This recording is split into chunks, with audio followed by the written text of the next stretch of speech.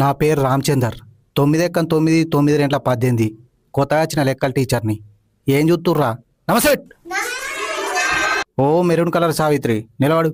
Sir నా పేరు సావిత్రి కాదు. సావిత్రి కాకుంటే సాయి పల్లవి. నేను చెప్పేది విను ముందు. డ్రెస్ మంచిగా ఉంది.